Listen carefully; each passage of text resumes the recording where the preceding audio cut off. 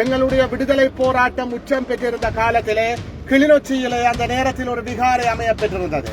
அந்த விகாரையிலே ஒரு விகாராதிபதி தனித்திருந்தார்.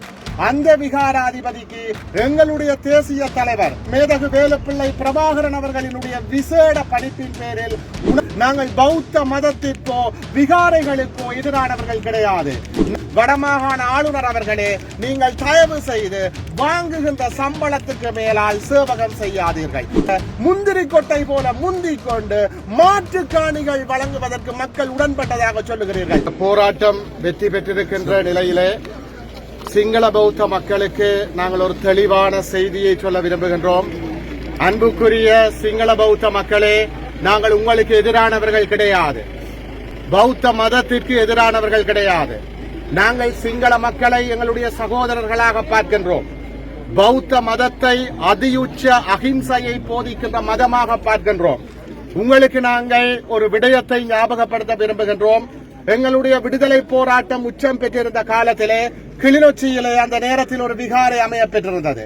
அந்த விகாரையிலே ஒரு விகாராதிபதி தனித்திருந்தார். அந்த விகாராதிபதிக்கு எங்களுடைய தேசிய தலைவர் மேதகு வேலுப்பிள்ளை பிரபாகரன் அவர்களினுடைய விசேட பணிப்பின் பேரில் உணவுப் பொருட்களும் போதிய பாதுகாப்பும் வழங்கப்பட்டு உரிய கௌரவமும் மதிப்பும் அந்த விகாரைக்கும் விகாராதிபதிக்கும் வழங்கப்பட்டிருந்தது. அந்த தேசிய தலைவர் மேதகு வேலுப்பிள்ளை பிரபாகரனினால் வழிநடத்தப்பட்டவர்கள் நாங்கள், எங்களுடைய மக்கள். அந்த தலைவனுடைய சிந்தனையின் அடிப்படையில் நாங்கள் பௌத்த மதத்திற்கோ விகாரைகளுக்கோ எதிரானவர்கள் கிடையாது. நாங்கள் இந்த கையெட்டி சட்டவிரோத கட்டடத்தை எதிர்க்கின்றோம். ஏனென்றால் இது விகாரையே கிடையாது. மாண்புமிகு மரியாதைக்குரிய புத்த பகவானுடைய போதனைகளுக்கு எதிரானது.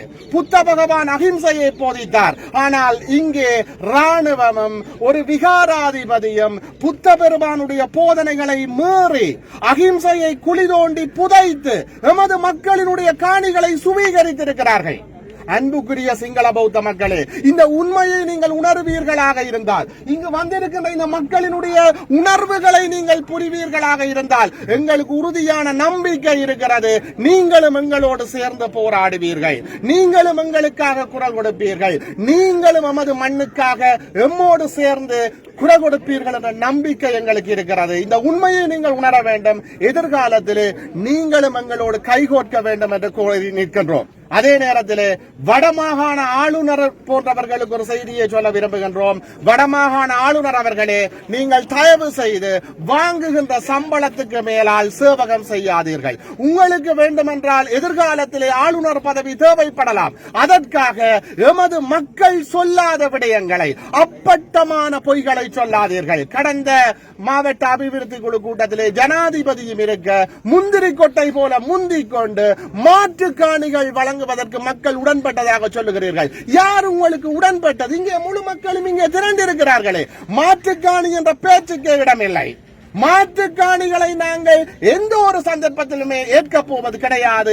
ஏனென்றால் இது எங்களுடைய காணி, உணர்வு பூர்வமான காணி. நான் ஆளுநர் அவர்களை பார்த்து கேட்கின்றேன், உதாரணத்துக்கு உங்களுடைய ஒரு உறவினர், உங்களுடைய மனைவியோ அல்லது உங்களுடைய பிள்ளையோ காணாமல் போயிருந்தால், உங்களுடைய காணாமலாக்கப்பட்ட ஒரு உறவுக்கு மாற்று மனைவியை தருகின்றோம், மாற்று பிள்ளையை தருகின்றோம் என்று சொன்னால் ஏற்பீர்களா? அதே போல உணர்வு பூர்வமானது என்னுடைய காணி, என்னுடைய அப்பன், ஆத்தா, பாட்டி, முப்பாட்டன் வாய்ந்த காணி. ஆகவே தயவு செய்து வினயமாக கேட்கின்றோம், மாற்று காணி என்று எங்களுடைய உணர்வுகளோடு விளையாடாதீர்கள். இது இனத்தினுடைய கோரிக்கை, பாதிக்கப்பட்ட மக்களினுடைய கோரிக்கை. மீண்டும் சொல்லுகின்றோம், நாங்கள் பௌத்தத்துக்கு எதிரானவர்கள் அல்ல, புத்த பெருமானுக்கு எதிரானவர்கள் அல்ல. உண்மையில் பௌத்தத்தின் அடிப்படையில் அண்ணன் தியாக தீபம் காட்டிய அகிம்சையின் வழியில் போராடி கொண்டிருக்கின்றோம். இலக்கு ஒன்று, இனத்தின் விடுதலை. இந்த சட்டவிரோத கட்டுமானம் அகற்றப்படுகின்ற வரை நாங்கள் போராடுவோம்.